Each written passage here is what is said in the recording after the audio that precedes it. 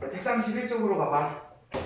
자, 평면 벡터의 내적에 대해서 이야기를 해야 되는데, 자, 우리가 여태까지 했던 벡터의 계산들이요 전부 다 뭐였어? 벡터끼리 더하기 빼기고 곱하기를 하더라도 벡터끼리 곱하기라는 게 아니라 벡터랑 실수배랑 그냥 곱하기 계산을 했단 말이에요. 맞아요? 그럼 이제 벡터랑 벡터 곱하기 계산을 해주셔야 되는데, 자, 이게 벡터의 곱하기 계산은요 일단 기본적으로 크게 두 가지 계산이 있어요. 지금 우리가 배우는 내적 말고도 외적이라는 게 존재를 하는데, 다행히도 이 외적이라는 거는 우리 교육과정에서 빠진 공간 벡터를 알아야지만 이해를 할 수 있는 부분이기 때문에, 그리고 교육과정 밖의 내용이기 때문에 자, 외적에 대해서는 이야기를 하지 않을 건데, 중요한 건 내가 외적에 대한 언급을 하는 이유가 뭐냐면 표현 때문에 그래요. 자, 우리가 실수를 곱하기 계산을 할 때에는 어떤 A랑 B가 있으면, 자, 곱하기 기호도 쓰지만 우리 이렇게 문자 곱하기 할 때 그냥 이 곱하기 기호 생략을 하기도 하고요. 곱하기 대신에 이렇게 점을 찍어가지고 곱하기를 표현하기도 한단 말이야. 맞아요? 자, 실수 계산에서는 이 기호나 크게 구분이 없는 기호예요. 근데 이게 벡터 계산에서는 이제 구분이 있는 기호가 되기 때문에 이 기호를 조심을 하셔야 된다는 거예요. 자, 너네가 고등수학에서 벡터랑 벡터를 가지고 자, 이렇게 곱하기 기호를 가지고 곱하기 계산을 할 일은 없을 거야. 자, 이렇게 곱하기 기호를 쓰면 벡터에서는 뭘 하라는 뜻이냐? 외적을 하라는 뜻이기 때문에, 자, 벡터의 곱하기는요 적어도 고등학교 교육과정에서는 이렇게 곱하기 표시를 이용해서 나타내지 않을 거라는 거야. 됐어요? 우리가 배우는 내적이라는 거는 분명히 벡터의 곱하기고, 자, 벡터의 곱하기를 할 때에는 고등수학 과정에서는 항상 점을 찍어서 표현을 해주셔야 된다고요. 그래서 지금 여기 131쪽에 있는 모든 표현들이 다 벡터랑 벡터 사이에 점만 찍어서 이야기를 했다는 거지. 됐어요? 절대로 곱하기 기호를 써서 내적을 나타내지 않았으면 좋겠다 라는 것만 잘 좀 기억을 해주시면 좋을 것 같아. 됐어요? 얘네 둘이는 벡터에서는 구분이 되는 곱하기 기호이기 때문에 내적은 항상 벡터랑 벡터 사이에 점을 찍어서 곱한다. 그래서 실제로 이 영어 표현이요, 벡터의 내적 같은 경우에는 도트 프로덕트라 그래가지고 점을 찍어서 곱한다 라는 아예 표현까지 쓸 정도로, 됐어요?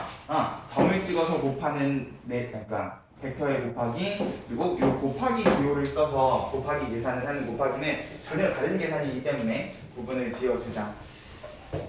자, 일단 괄호 1번을 보면은 두 평면 벡터가 이루는 각에 대한 이야기가 나와. 자, 일단 기본적으로 벡터라는 거는 직선이 아니라 선분이기 때문에 시작점을 기준으로 두 개의 벡터가 있으면, 자, 얘네 둘이 이루는 각은 크게 두 개가 생겨요. 얘네 둘이가 만들어내는 요 조만한 각이 있고 이 바깥쪽에 있는 각이 있단 말이야. 맞아요?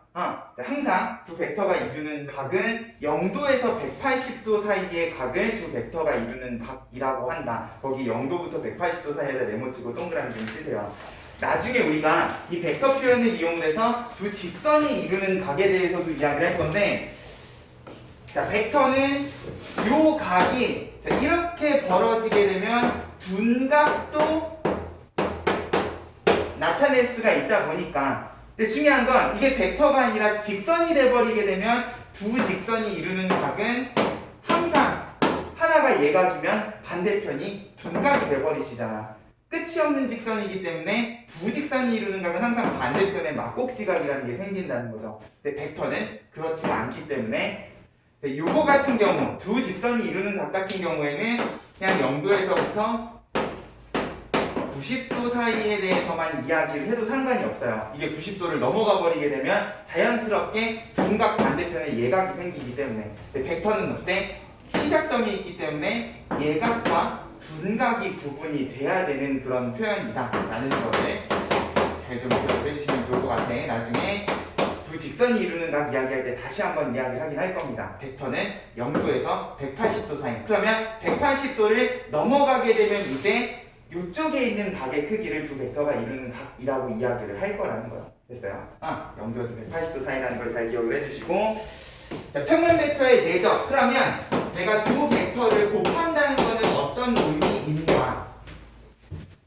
근데 벡터라는 거는 단순히 크기만 가지고 있는 개념이 아니다 보니까, 그죠? 벡터에는 방향도 존재한단 말이야. 그래서 우리가 두 벡터를 더할 때에도 그냥 단순히 크기랑 크기를 더하는 계산 과정이 아니었어요. 맞아요? 이게 크기만 가지고 있는 거면 그냥 더하라 라는 산수만 해주시면 되는데 벡터의 합 같은 경우에는 방향도 고려를 해서 항상 우리가 평행사변형을 이용을 해서 합력의 관점으로 벡터의 합에 대해서 이야기를 했단 말이야. 그러면 곱하기 계산도 마찬가지 관점에서 생각을 해줘야 되지 않겠니? 이게 그냥 크기면 곱하기 계산을 산수로 해주시면 되는데 마찬가지로 방향성까지 고려를 해서 우리가 곱하기 계산을 해야 되다 보니까 얘도요 그냥 단순히 A 벡터의 크기, B 벡터의 크기를 곱하기만 하는 개념은 아닐 거라는 거야.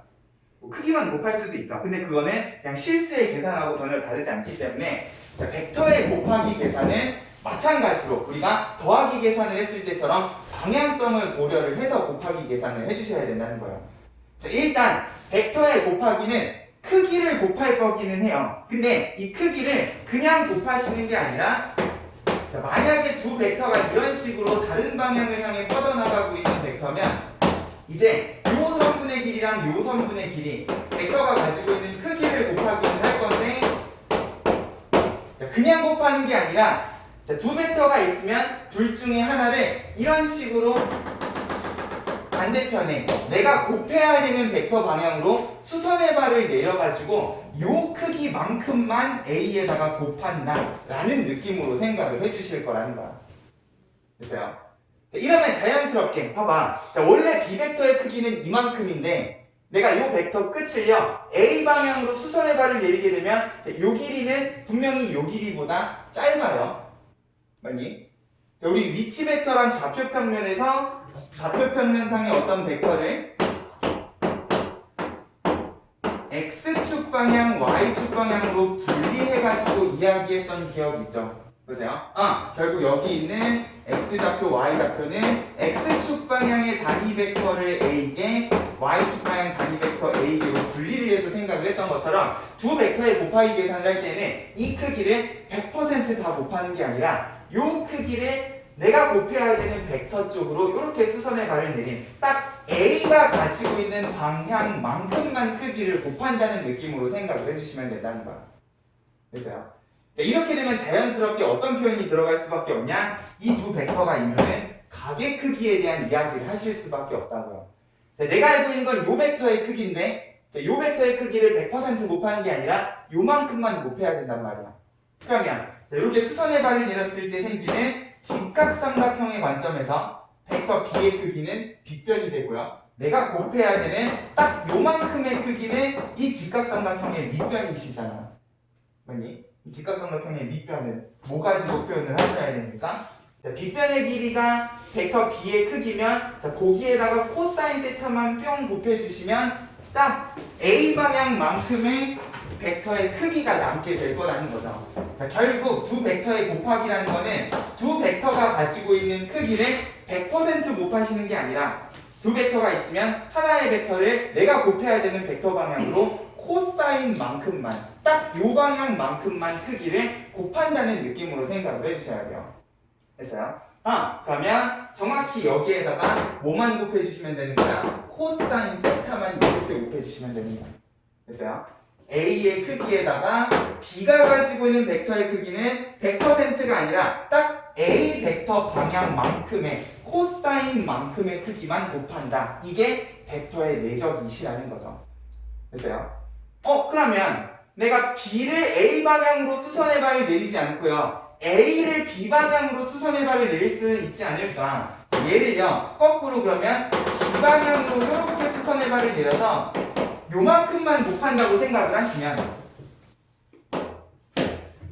이번에는 직각삼각형이 어떤 직각삼각형이 되는 거야? A를 빗변으로 하는 직각삼각형이 되신다고요.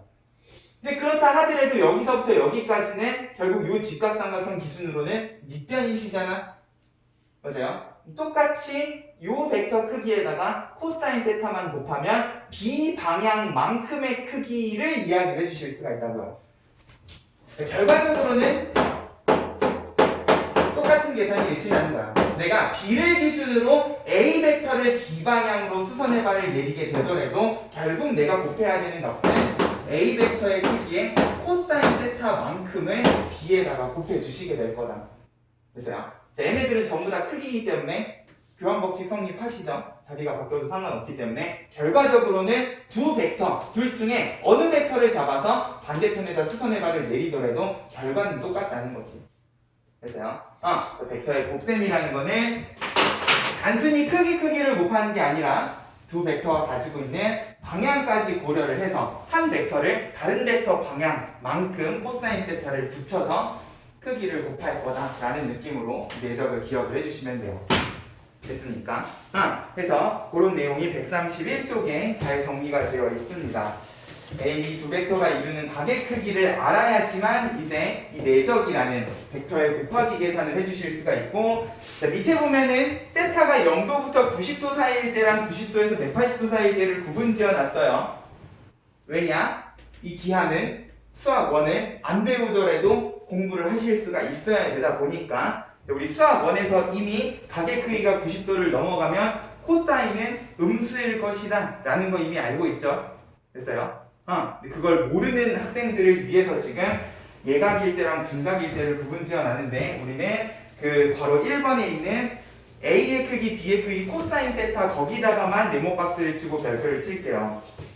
결국 그 밑에 90도에서 180도 사이에 있는 식은 위의 식이랑 똑같은 식이시라는 거야. 됐어요? 둔각의 코사인을 모르는 학생을 위해서 정리를 해놓은 거니까 우리는 수학 1을 배웠기 때문에 그냥 A의 크기, B의 크기에 코사인 세타를 곱한다. 이 한식만 잘 기억을 해주시면 되겠다. 됐죠?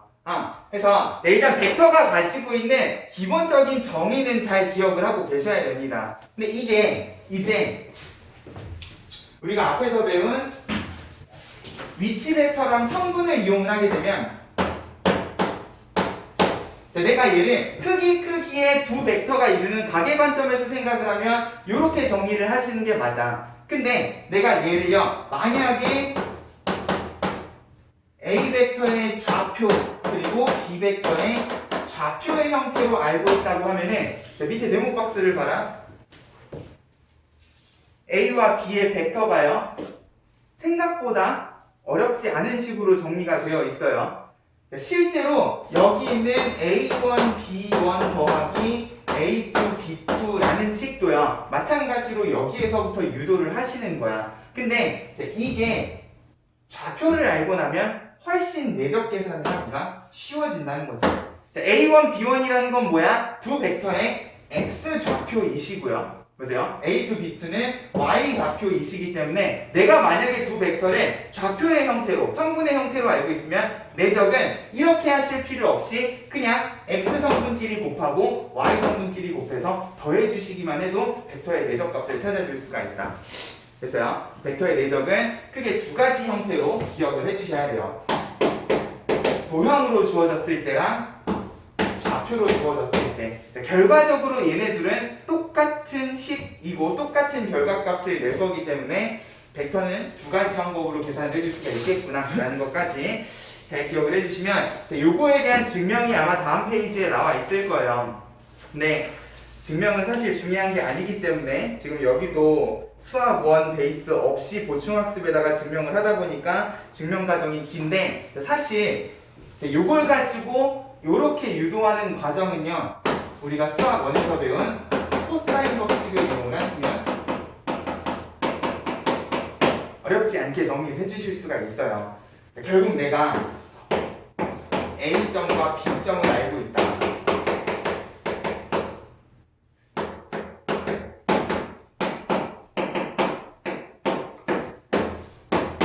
좌표평면상에서 내가 이 A, B 두 벡터를 이렇게 내적 계산을 하고 싶다고 하면은, 결국 원점이랑 점 A, B를 가지고 삼각형을 만들어서, 요게 A 벡터의 크기일 거고 요게 B 벡터의 크기일 건데, 벡터의 크기는 그냥 뭐야? 원점에서부터 요 점까지 거리가 되시는 거잖아. 맞아요. 0,0에서 A1, A2까지 거리 구하고 0,0에서 B1, B2까지 거리를 구하고, 마찬가지로 A, B 성분의 길이도 두 점 사이 거리 공식으로 다 찾아주실 수가 있다고요. 맞아요? 근데 여기에 내적은 코사인 세타를 포함하고 있으니까 세 변의 길이 가지고 코사인 세타 정리를 해주실 수 있잖아. 코사인 법칙에서 배웠죠. 세변의 길이 가지고 코사인 세타 정리하실 수 있단 말이에요. 보세요. 그렇게 정리를 하면 아주 신기하게도 요 식하고 똑같은 의미를 가지는 값이 정확히 x좌표의 곱과 y좌표의 곱을 더한 값이랑 같더라 라는 유도 과정이 나온다는 거죠. 그래서요, 유도 과정은 중요한 게 아니니까 우리는 내적 계산을 하는 두 가지 방법만 잘 좀 기억을 해주시면 좋겠다는 거예요. 됐습니까? 그래서 132쪽에 보면은 벡터 내적의 성질이라고 나와 있어요. 자, 벡터 내적도 다행히도 교환법칙, 분배법칙, 결합법칙이 성립을 하신다. 자, 이제는 곱하기 계산이기 때문에 분배법칙에 대해서도 이야기를 해주셔야 되고요. 자, 교환법칙, 결합법칙, 분배법칙이 성립한다는 거는 곧 무슨 의미냐? 자, 거기 큰 3번에다가 좀 적어 놓으세요. 자, 결국 벡터 내적 계산의 교환법칙, 결합법칙, 분배법칙이 가능하다는 거는 얘네들을 가지고 우리가 실수 계산에서 했던 모든 계산들을 해주실 수가 있다는 소리야. 대표적으로 곱셈 공식을 적용을 해주실 수가 있다는 소리야. 결국 벡터의 내적이라는 곱하기 계산도 우리가 실수 계산에서 열심히 했었던 곱셈 공식, 여러 가지 계산 공식들, 수식적인 부분들을 다 똑같이 상식적인 부분에서 정리를 해주실 수가 있다라는 느낌으로 기억을 해주시면 될 겁니다. 뭔가 되게 중요한 내용이 빠진 것 같은데. 132쪽 거기 평면 벡터의 내적의 성질에다가 이것도 같이 좀 정리를 할까요? 이게 왜 빠졌는지 모르겠지만, 자, 우리 지금 벡터의 내적에 대해서 이야기를 할 때 일단 다른 두 벡터의 내적에 대해서 이야기를 하고 있는데, 자, 만약에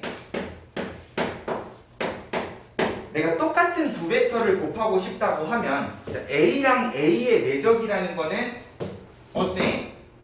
얘처럼 방향이 다른 벡터가 아니라 정확히 똑같은 벡터이시잖아요. 맞아요? 시점과 종점이 같은 벡터이기 때문에 수선에 발을 내릴 필요가 없죠. 맞아요? 같은 벡터는 이루는 각도 0도이시기 때문에 코사인 0은 얼마야?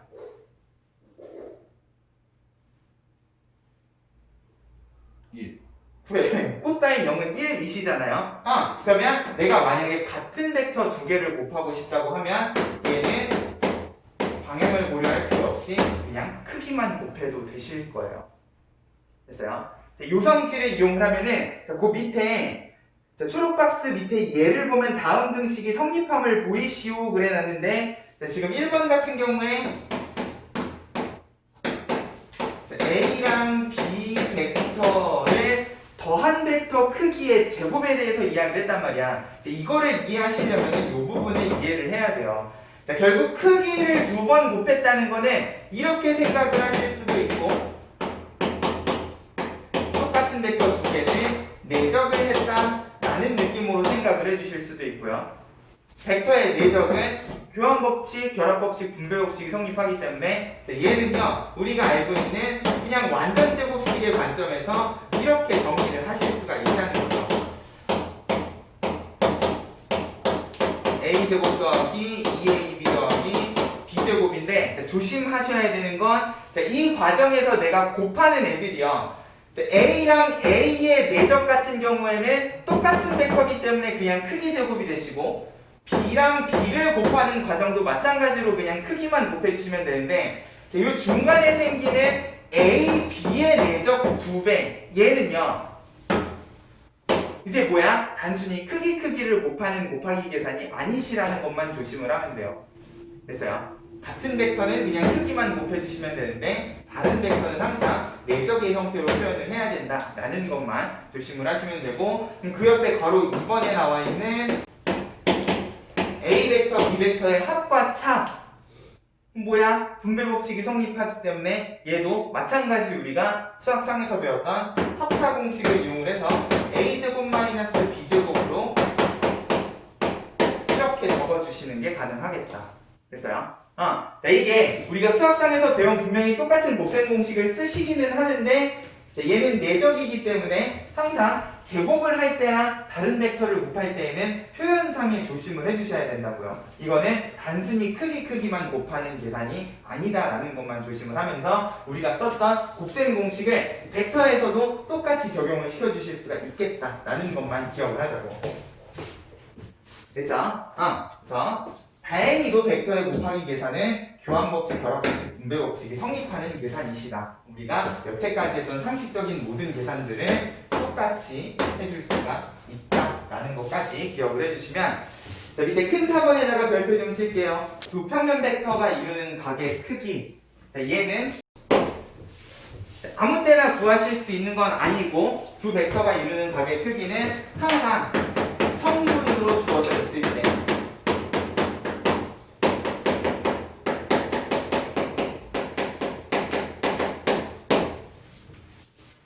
왜냐? 자, 우리가 벡터의 계산을 할 때 이렇게 벡터의 크기의 코사인의 관점에서 계산을 하실 수도 있지만, 성분이 주어지면 그냥 x좌표랑 y좌표만 가지고도 내적 계산을 해주실 수가 있잖아요. 내가 만약에 두 벡터의 성분을 알고 있다 라고 하면,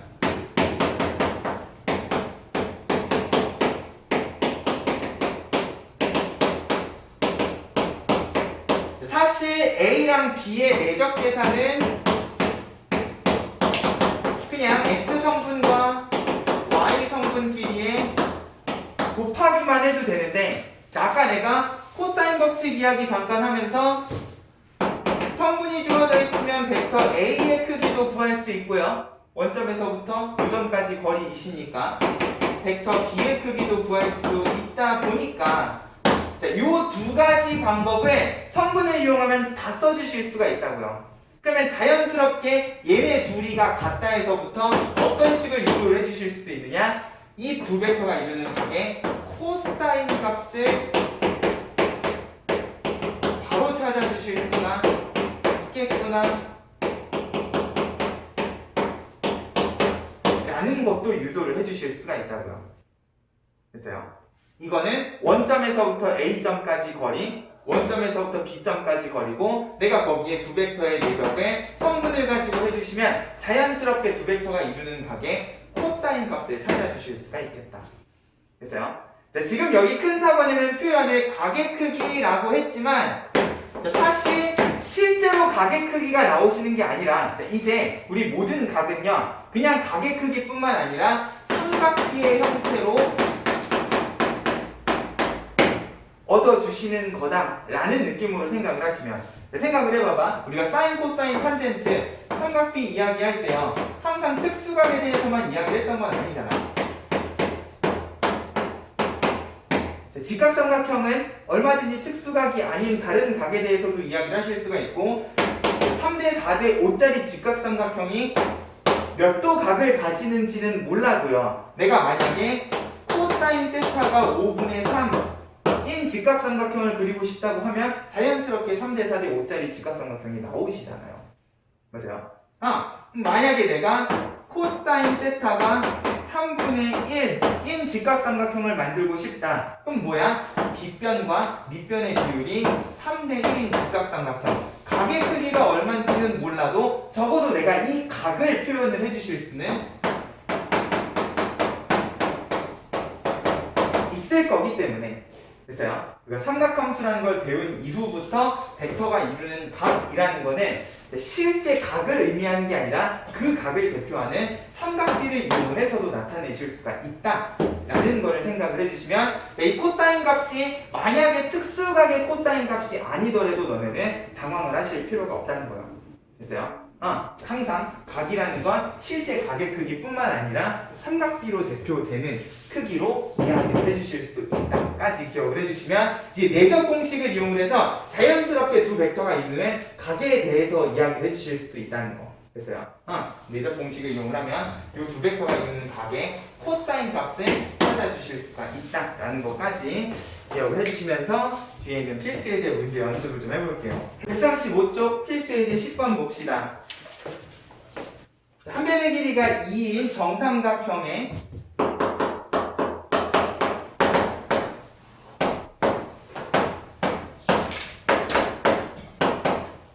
자, 우리는 위치 벡터를 배웠으니까 왠지 O라고 놓은 게 시점으로 놓으라고 이야기를 하는 것 같으니까, 자, A, B의 중점 M까지 해서 자, 내적 값들을 구할 건데, 자, 바로 1번 OA랑 OB 그러니까 정삼각형이기 때문에 지금 여기 변들이 이루고 있는 각이 전부 다 몇 도? 60. 60도. 그러면 OA, OB라는 거는 OA의 크기, OB의 크기에다가 얘네 둘이 이루고 있는 각 60도의 코사인만 곱해주시면 되겠다. 됐어요? 자, 계산을 해도 되지만 얘는 정삼각형이기 때문에 이렇게 생각을 하셔도 돼요. 자, 벡터 A가 이렇게 있고 벡터 B가 이렇게 있으면 자, 어차피 특수각은 우리가 삼각 B까지 가지 않더라도요. 이렇게 수선의 발을 내리면 이 크기가 얼마라는 사실을 알아? 1이라는 사실 알죠? 수선의 발 내리면 정확히 반등이 되시는 거니까. 맞아요? 그럼 결국 OA랑 OB의 내적은 OB의 크기 2를 기준으로 이렇게 계산을 하셔도 되고 아니면 얘를 한 방에 묶어서 수선의 발을 내린 다음에 크기 2가 아닌 1이라는 크기만큼만 이 비벡터에다 곱한다는 느낌으로 생각을 해주셔도 된다고. 됐어요? 어떤 방법을 써도 얘네 두 벡터의 내적은 2다 라는 결론이 나올 거라는 거지. 됐죠? 항상 두 벡터가 있으면 수선의 발을 내려서 딱 수선의 발을 내린 크기만큼만 이 벡터에다가 곱한다고 생각을 해주시면 돼요. 됐어요? 그러면 바로 2번에 OA랑 이번에는 OM 벡터를 내적을 하고 싶다. 자, 이번에는 요 벡터랑 요 벡터예요. 자, 그럼 얘네 둘이 이루는 각은 몇 도가 되죠? 30도가 되죠? 맞아요? 자, 실제 30도 값을 이용을 해서 OA의 크기, OM의 크기, 코사인 30도. 아까 얘도요, 60도였으니까. 자, 요 계산을 해주셔도 되는데, 자, 요 계산 과정을요, 이렇게 생각을 해주시면, 자, 두 벡터가 있으면, 자, 둘 중에 하나를 잡아서 수선의 발을 내릴 거야. 근데, 자, 이 M이라는 거는 중점이기 때문에 자연스럽게 여기가 수직이 되지 않니? 그러면 이왕이면 두 점 중에 어떤 점을 A를 OM에 내릴까? M을 OA에다가 내릴까? 얘는 지금 대놓고 90도잖아요. 우리가 해야 되는 게 수선의 발 내리는 거 아니에요? 그러면 내가 여기에서 OA 방향으로 수선의 발을 내린다고 하면은 이런 식으로 내려서 지금 이 길이를 찾아 주셔야 된단 말이야. 그죠? 근데 내가 A점에서 M점에다가 수선의 발을 내리면 A에서 M의 수선의 발을 내린 점은 그대로 그냥 M이 돼버리신단 말이야. 됐어요? 이미 수직이기 때문에 수선의 발 내리면 M이 A에서 내린 수선의 발이 되시겠지. 그러면 얘는 이렇게 생각을 해주실 수 있다고요. 결국 OM을 기준으로 OA를 수선의 발을 내린다고 하면 내가 곱해야 되는 크기는 딱 OM만큼을 OM에다가 곱한다고 생각을 해주실 수 있다는 거야. 됐어요? 결국 OA 코사인 30도가 결과적으로는 OM의 크기가 되실 거다라는 느낌으로 생각을 하면 자, 1, 2, 얼마? 1대 2대 루트 3. 그러면 OM의 크기는 루트 3이 되실 거잖아. 됐어요? 자, 그럼 3번. 자, OM이랑 A, B야. 자, 요거는 별표 하나만 칠게요. 이따가 뒤에 가서도 정리를 해드리겠지만, 자, OM이랑 A, B는요, 이루는 각이 몇 도야? 90도야. 맞아요? 자, 시점이 조금 다르기는 한데, 자, 결국 90도인 두 벡터가 있으면, 자, 이렇게 수직인 두 벡터가 있으면, 내가 요 점을 여기에다가 수선의 발을 이렇게 내린다고 하면, 남는 길이가 있니? 없죠? 맞아요? 자, 코사인의 관점에서 생각을 하셔도요. 코사인 90도는 얼마야?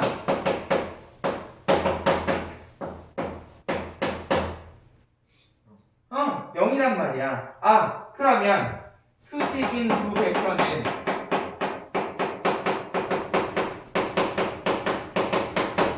내적이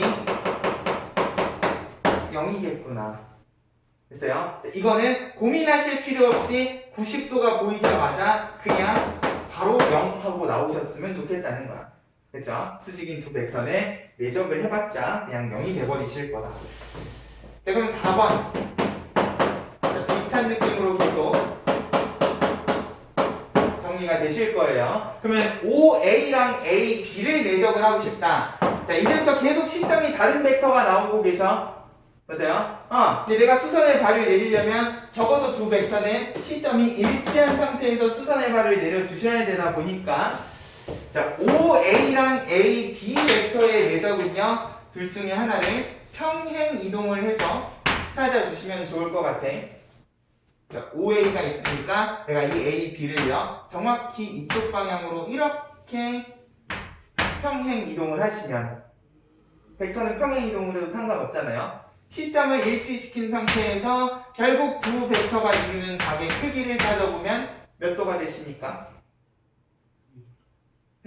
60도, 60도, 120도가 되시니까. 그래서요. OA의 크기에 AB의 크기 그리고 코사인 120도. 자, 코사인 120도 얼마일까?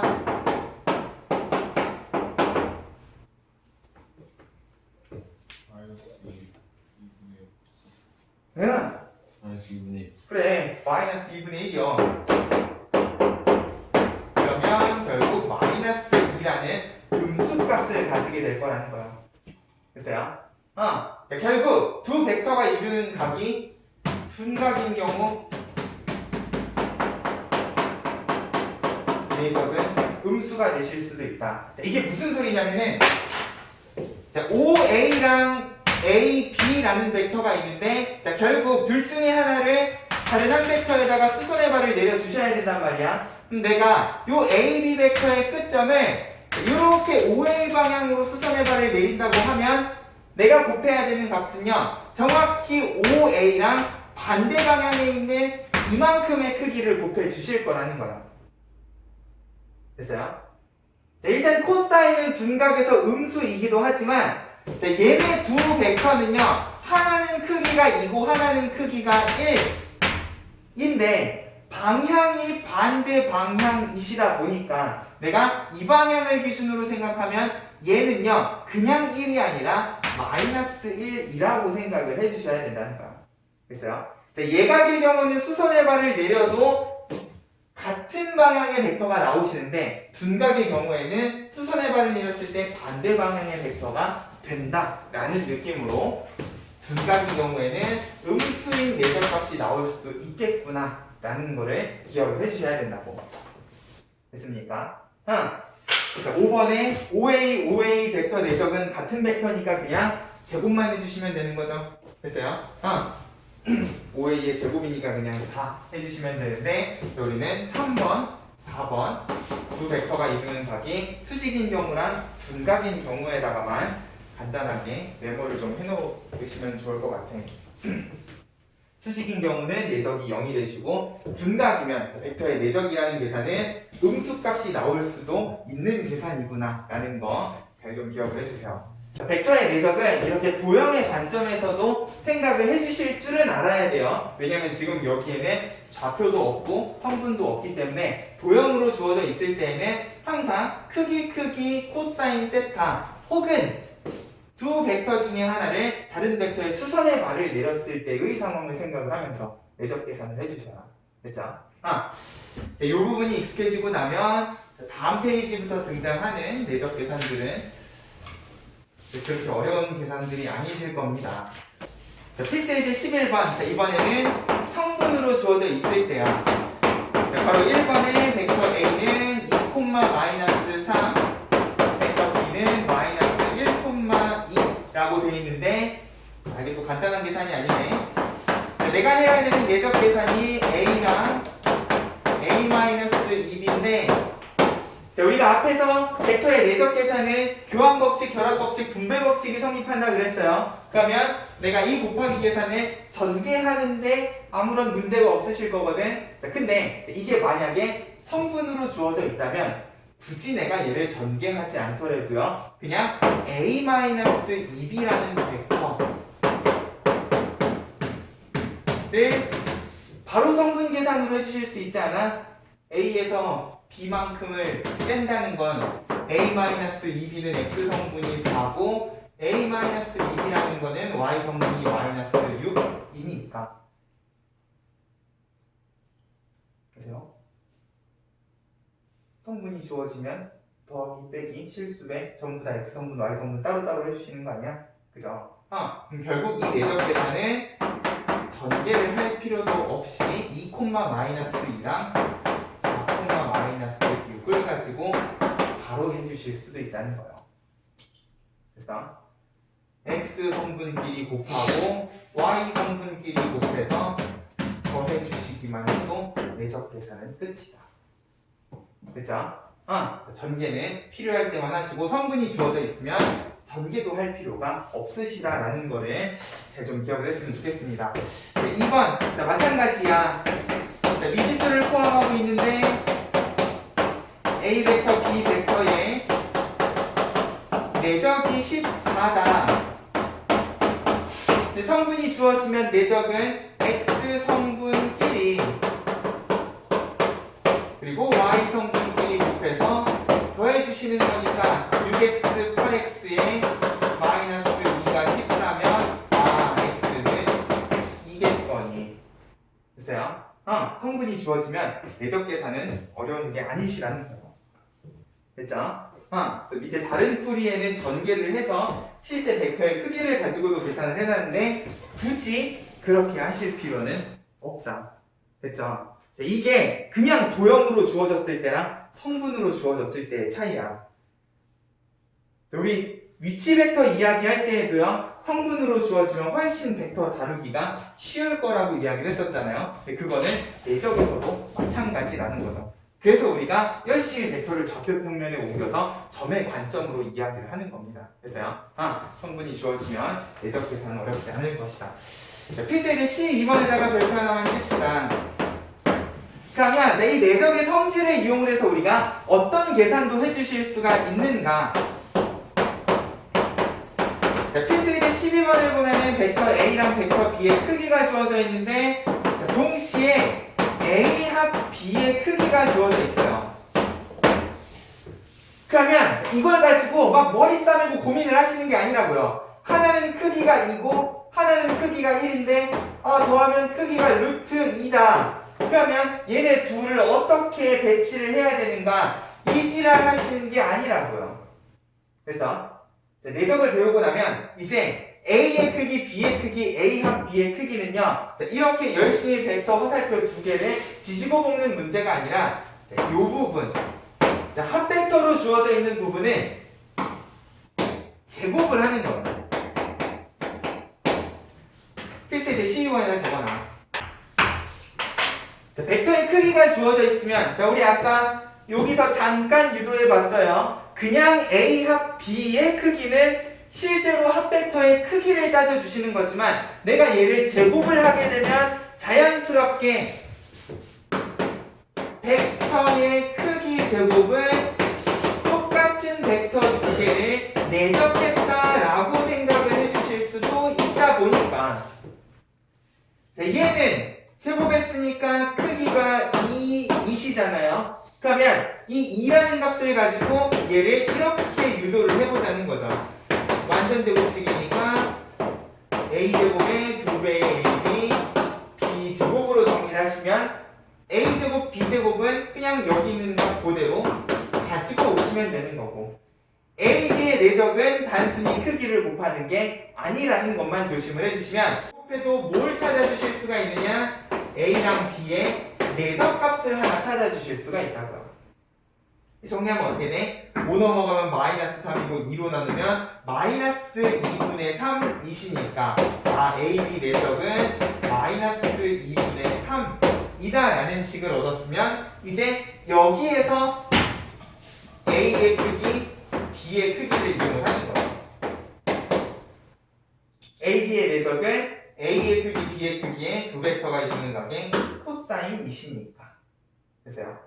자연스럽게 여기 있는 세 개 값만 가지고도 두 벡터가 이루는 값까지 찾아주실 수 있는 상황이라는 거죠. 됐어요?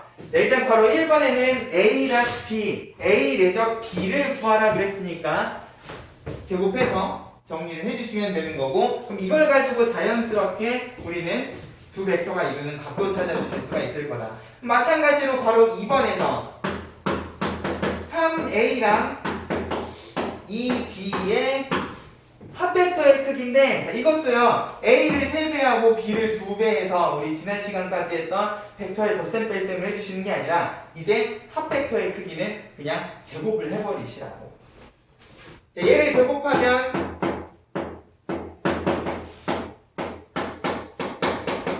3a-2b 똑같은 벡터의 내적이라고 생각을 해주실 수 있다 보니까, 마찬가지로 곱셈 공식을 쓰면 9a 제곱에 a 제곱은 절대값으로, 그리고 3a-2b니까 마이너스 12ab에 플러스 4b 제곱, 이렇게 해주시면 우리가 방금 찾은 ab의 내적값을 가지고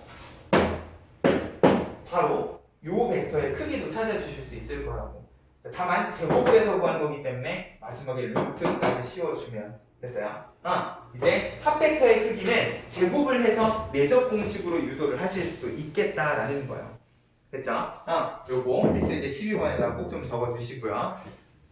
어떤 형태로 주어져도 상관이 없다는 소리야. 결국 곱셈 공식을 쓰면 a 더하기 b나 3a-2b나 제곱하면 a 나 b, a, b의 내적 표현이 나올 거니까 나머지는 전부 다 개수 처리가 되실 거라는 거죠. 필수 예제 13번. 세 벡터 a, b, c가 주어져 있을 때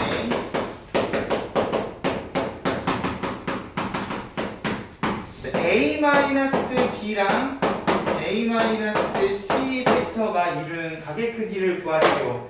성분 주어져 있으니까 빼기도요 그냥 두 벡터 빼주시면 되는 거잖아. a에서 b를 빼면 마이너스 2, a에서 b를 빼면 마이너스 1 이시죠? 맞아요? a에서 c를 빼면 마이너스 1, a에서 c를 빼면 플러스 2 됐어요? 그러면 이 두 벡터의 성분을 가지고 내가 무슨 짓을 해주실 수가 있느냐? 얘네들을 그냥 바로 x 성분, y 성분 곱해서 뭐야? 내적이 0인데? 그죠? 내적이 0이면 얘네 둘이는 어떤 상태라는 소리죠? 그쵸?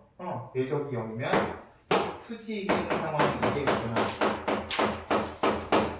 맞아요? 얘는 다른 짓 안 해도 두 벡터가 이루는 각이 90도겠구나 라는 사실을 알 수가 있겠다. 됐어요? 근데 만약에 이게 지금 0이라서 바로 수직하고 끝나버렸는데 재미가 없잖아.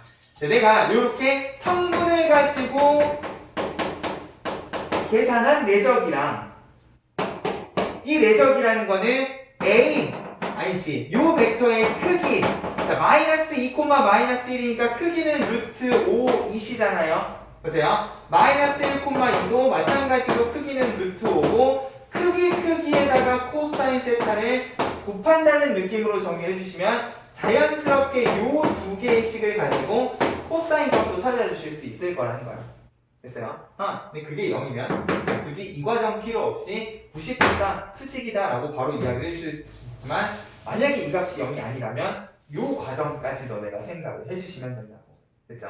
성분으로 곱한 내적 그리고 크기를 이용한 내적 두 가지 방법을 이용해서 코사인 세타를 찾아주실 수가 있다라는 거 잘 기억을 해주시면 좋을 것 같아요. 자, 필수 예제 14번.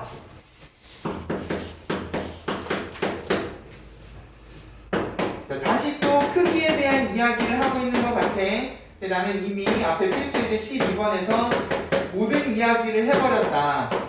자, a-b, 자, a에서 b를 뺀 벡터의 크기가 주어져 있다. 이제 무조건 어떻게 하시는 거다? 제곱하시는 거다. 자, 얘를 제곱하면 이렇게 똑같은 벡터의 내적이라고 생각을 하시고, 자 조심해야 될 게 크기는 제곱 표현을 쓰셔도 상관이 없는데, 내가 계속 귀찮게 여기에다가 a-b를 한 번 더 적는 이유는 이런 표현은 없기 때문에 그래요. 됐어요? 그냥 벡터를 제곱한다라는 거는 벡터에서는 이야기를 해주실 수가 없다 보니까 이렇게 적거나 벡터로 적을 거면 항상 내적의 형태로 이렇게 적어주셔야 돼. 어쨌거나 완전 제곱식이라는 사실은 변함이 없어요. a제곱 마이너스 2ab 아이고 플러스 b제곱으로 정리를 해주시면 자, 요거는 루트 7이니까 제곱하면 7이시고 a의 크기는 3, b의 크기는 1이라 그랬으니까 결국 a랑 b의 내적은 어떻게 되시는 거야? 10에서 7을 빼면 3이고 2분의 3이 되시겠다. 됐어요? 일단 a, b의 내적을 구했으면 이 내적은 이렇게 계산을 해주실 수도 있으니까 a랑 b의 크기가 3이시면 코사인 세타는 2분의 1이겠구나. 코사인이 2분의 1이면 세타는 몇 도라는 소리야? 60도 각의 크기까지 찾아주실 수 있겠지. 됐어요? 근데 만약에 코사인 값이 특수각의 코사인 값이 아니라 그러면 굳이 내가 세타가 몇 도다라는 표현까지 하실 필요는 없다고요. 그냥 코사인 값에서 끝내주시면 된다는 거지. 그리고 아마 그런 문제는 100% 코사인만 물어볼 거예요. 됐죠? 이런 느낌으로 자, 벡터의 크기랑 관련해서 특히나 합벡터, 차벡터의 크기가 주어져 있으면 제곱을 하면 자연스럽게 뭐가 나온다? 두 벡터의 내적 값이 나온다 라는 거 잘 좀 기억을 해주시면 좋을 것 같아요.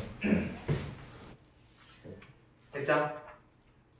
자, 140쪽 특강 잠깐 볼게요. 중요한 내용은 아닌데 자, 우리가 수학 상에서도요 좌표가 주어져 있을 때 삼각형의 넓이 구하는 거에 대해서 이야기를 했었단 말이야. 원점이 주어지고 A, B 두 점이 주어져 있을 때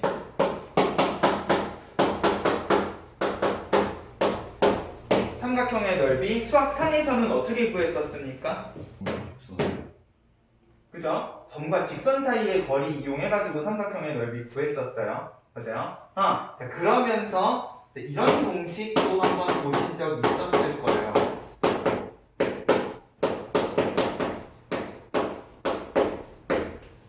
못 봤으면 상관이 없겠지만 보통 고등수학 상을 공부하다 보면은 점이 주어져 있을 때 삼각형의 넓이를 그냥 좌표 가지고 바로 구하는 공식에 대해서도 이야기를 하거든. 자, 이제 이 공식을 무엇을 이용을 해서 증명을 해주실 수가 있게 되냐? 벡터를 이용을 해서 증명을 해주실 수가 있게 됐다는 거예요.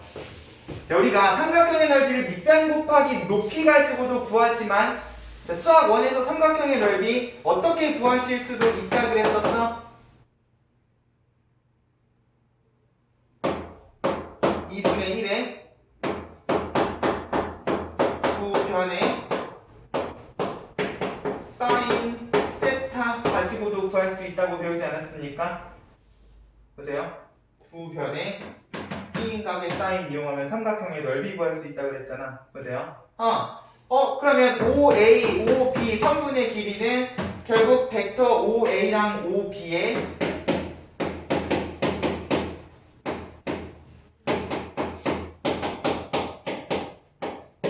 크기라고 생각을 해주실 수도 있을 거고요. 사인 세타는 우리 방금 앞에 두 벡터 가지고 두 벡터가 이루는 각의 코사인 값 구하지 않았었어요? 맞아요? OA 벡터, OB 벡터가 있으면 코사인 세타는 크기에 내적을 해주시면 이 부분은 실제 변의 길이를 집어넣는 부분이고요. 요거는 성분 가지고 그냥 계산을 해주실 수가 있다 그랬단 말이야. 보세요. 그러면 내가 요걸 이용해서 벡터의 내적을 이용해서 코사인을 구했으면 자연스럽게 사인도 구할 수 있는 거 아니야? 그죠? 코사인 값 주어지면 사인 제곱 더하기 코사인 제곱은 얼마이십니까? 1이시니까 사인 제곱은 1 마이너스 코사인 제곱 사인 세타는 루트 1 마이너스 마이너스 코사인 제곱으로 유도를 해주실 수도 있단 말이에요. 그죠? 굳이 이런 과정 없이도 코사인 값 주어져 있으면 직각삼각형 하나 그려가지고 사인 값 바로 찾아주실 수 있단 말이야. 맞아요? 실제로 우리가 내적을 이용해서 코사인 값을 구한 다음에 사인을 구해서 여기에다가 이 사인 값을 집어넣어 주시게 되면 얘네들을 성분으로 쭉 정리했을 때 자연스럽게 이 삼각형의 넓이가 우리가 지나가면서 한 번쯤 봤던 이런 형태로 항상 등장을 하게 된다는 거예요. 마찬가지로 중간 계산 과정이나 유도 과정은 설명하지 않을게요. 됐어요?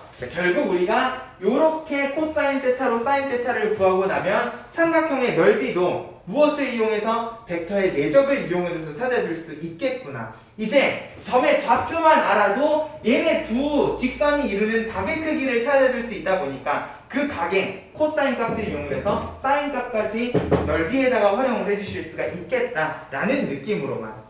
됐죠? 자, 만약에 우리가 여기 있는 공식이 기억이 나지 않더라도요, 이제 두 벡터를 이용을 해서 코사인 값을 찾고 사인을 찾은 다음에 넓이 공식에다 집어넣는다라는 과정만 기억을 해주시자는 거예요. 됐죠? 내적을 이용을 하면 이제 삼각형의 넓이를 좌표만 가지고도 찾아주실 수가 있다라는 거 잘 좀 기억을 해줍시다. 결국 두 벡터의 내적을 이용을 해서 코사인을 찾으면 생각보다 우리가 할 수 있는 일이 많다라는 거. 자, 그 옆에 평면 벡터의 수직과 평행. 자, 일단 괄호 1번의 수직 조건. 자, 우리 아까도 잠깐 봤잖아. 수직인 두 벡터는 내적이 항상 얼마가 되셔버리니까? 0이 되셔버리니까. 맞아요? 우리가 내적을 이용을 해서 두 벡터의 수직을 어렵지 않게 찾아주실 수가 있겠다. 만약에 내적을 했더니 0이다? 그럼 이 두 벡터는 수직이겠구나. 거꾸로 어떤 두 벡터를 수직인 벡터로 만들고 싶다고 하면 이제 무엇을 해주시면 되는 거야? 내적을 해주시면 된다는 거지. 됐습니까? 그래서 두 벡터의 수직은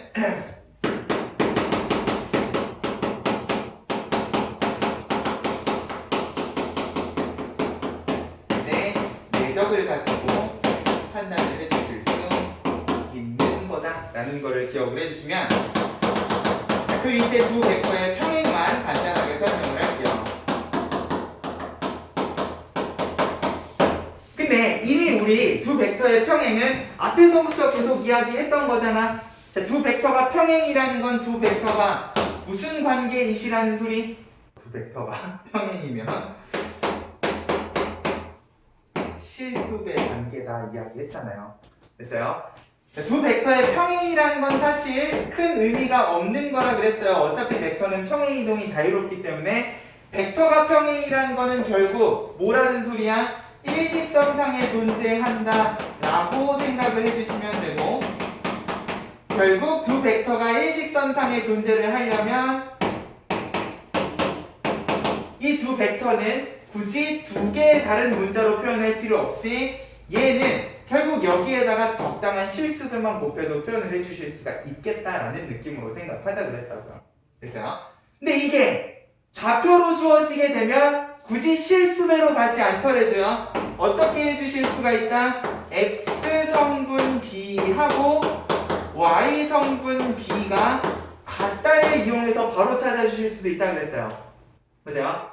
자, 결국 성분으로 표현된 벡터는 전부 다 시점이 어디에 계시기 때문에 원점에 계시기 때문에 뭐니? 자, 결국 요 벡터랑 요 벡터가 평행이다, 일직선상에 존재한다는, 이제 아까 너가 얘기했던 것처럼 기울기가 같다로 해석을 해주시면 된다고요. 됐어요? 기울기가 같다는 결국 x 성분, y 성분의 비율이 같다라는 느낌으로 생각을 해주셔도 되니까 바로 x 성분, y 성분을 비교해서 평행 조건을 찾아주실 수도 있는데, 자, 그럼 이거를 내적을 이용을 해서 벡터가 평행함을 어떻게 나타낼 것인가? 자, 결국 평행한 벡터는 일직선상에 존재를 하기 때문에 두 벡터가 이루는 각이 몇 도 아니면 몇 도인 거야?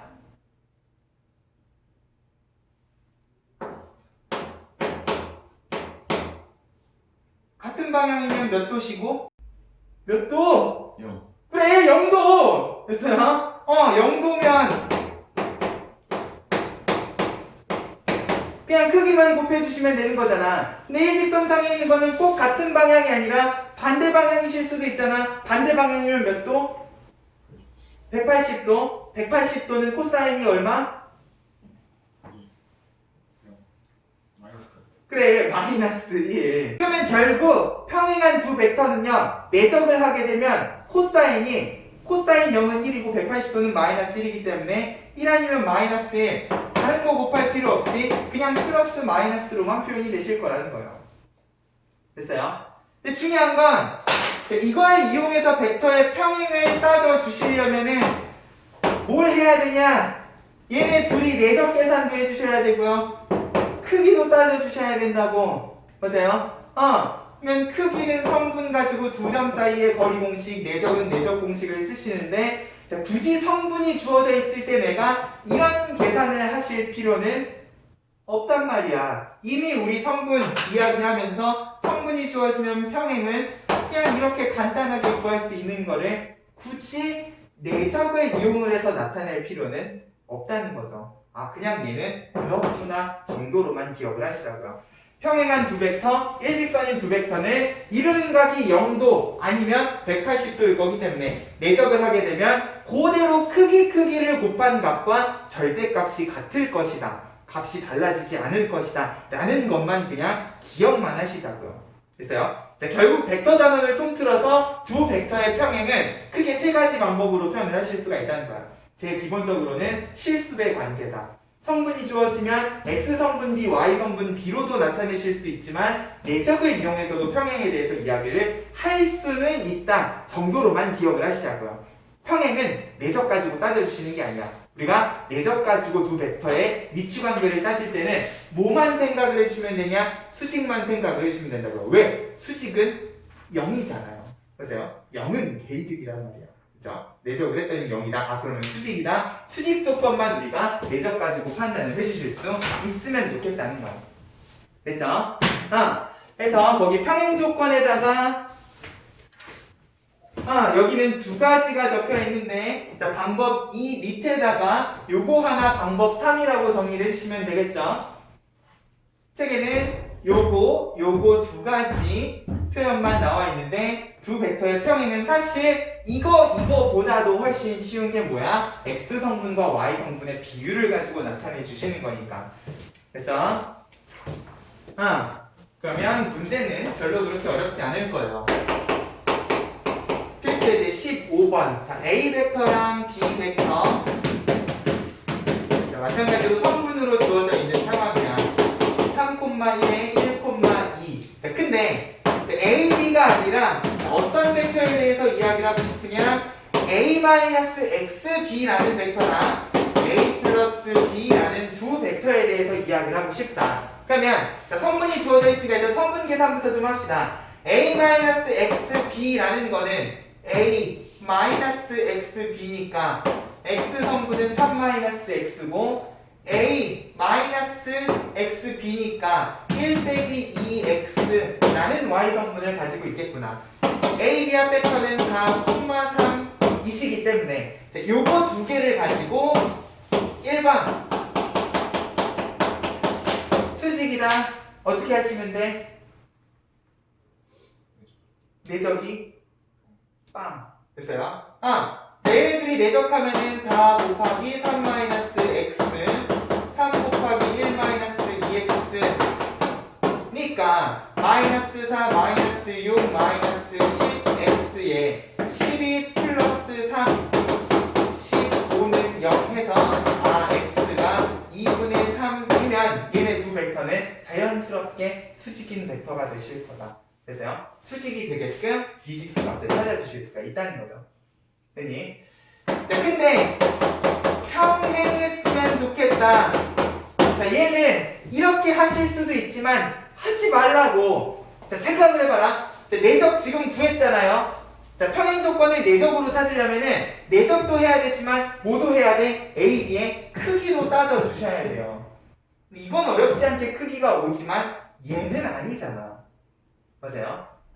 그렇기 때문에 자, 평행 조건은 가능하면 내적이 아니라 그냥 주어진 성분만 봐도 이렇게 식을 세워줄 수 있는 거를 굳이 굳이 내적을 가지고 따져주실 필요가 없겠다. 됐습니까? x 성분 b와 y 성분 b가 같다만 해주셔도 2-3x, 4-8x가 같아야 되니까 5x는 마이너스 5에서 결국 x가 마이너스 1이면 평행이겠구나. 어렵지 않게 찾아주실 수가 있다는 거예요. 됐죠? 그래서 수직 조건은 내적으로 찾되 평행 조건은 가급적이면 내적이 아닌 실수배 혹은 x성분, y성분의 비율을 이용해서 찾아주셨으면 좋겠다. 됐니? 자, 일단 오늘은 여기까지만 할게요. 뒤에 직선의 방정식이랑 원의 방정식 이 부분은 도형하고 관련된 내용을 내적이 조금 익숙해지고 나서 이야기를 할 테니까 내적하고 관련된 내용은요 사실 생각보다 그렇게 어렵지 않아. 맞아요? 이게 나중에 이 벡터의 내적을 도형 가지고만 풀어야 되는 문제에서는 분명히 고민을 많이 해야 되는 건 맞아요. 근데 지금 우리가 오늘 연습한 것들은 전부 다 성분을 기반으로, 좌표를 기반으로 하고 있는 계산들이기 때문에 얘네들 일단 익숙해지셔야 얘를 도형의 관점에서 이야기를 할 때도 훨씬 수월하게 이야기를 하실 수가 있다고요. 사실 벡터의 내적은 이 기본 개념을 정리를 하고 나면 해야 될 얘기가 진짜 많아요. 특히나 도형하고 관련해서 이 내적을 가지고 문제가 어렵게 나오면 진짜 어렵게 나오기 때문에 내적은 여러 가지 방법으로 고민하는 연습을 하셔야 돼. 근데 그러려면 일단 오늘 배운 이 기본적인 내용들이 잘 정리가 되셔야 된다고요.